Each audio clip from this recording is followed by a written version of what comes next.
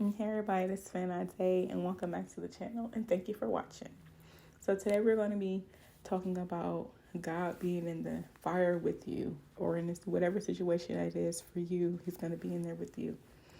And I'm going to read scripture. We're going to be coming from Daniel chapter 3 starting at verse 15. And it says, I will give you one more chance to bow down and worship the statue I have made when you hear the sound of the musical instruments. But if you refuse, you will be thrown immediately into the blazing furnace. And then what God will be able to rescue you from my power. See, Nebuchadnezzar already getting beside himself. He's forgetting that, yeah, you, the majesty on earth, but there is still a living God in heaven. So 16 says, Shadrach, Meshach, and Abednego reply, Oh, Nebuchadnezzar, we do not need to defend ourselves before you.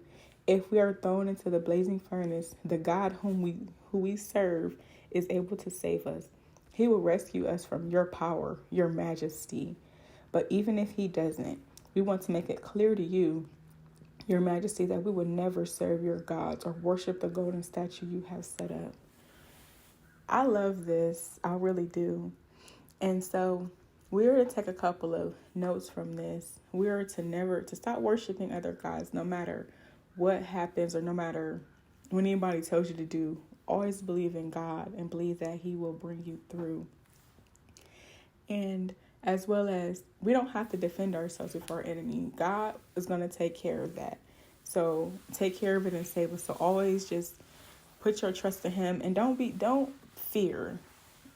Don't fear people and what they say they're going to do to you, or what they say they can take from you. Just always put your full trust in God. Then, so I'm going to read down. It says, still in Daniel 3:24, it says, But suddenly Nebuchadnezzar jumped up in amazement and exclaimed to his advisors, Didn't we tie up 3 men and throw them into the furnace? Yes, your majesty, we certainly did, they replied. Look, Nebuchadnezzar shouted, I see 4 men unbound, walking around in the fire unharmed, and the 4th looks like a god. So right there, God is into the situation with you. He went into the fire because they put their full trust in him. Like, we're not gonna bow down to you. We're not bound down to that statue. We trust God. We believe God, and he's gonna deliver us. But like he said, even if he doesn't, we still not about to serve your God. We still serve the living true God.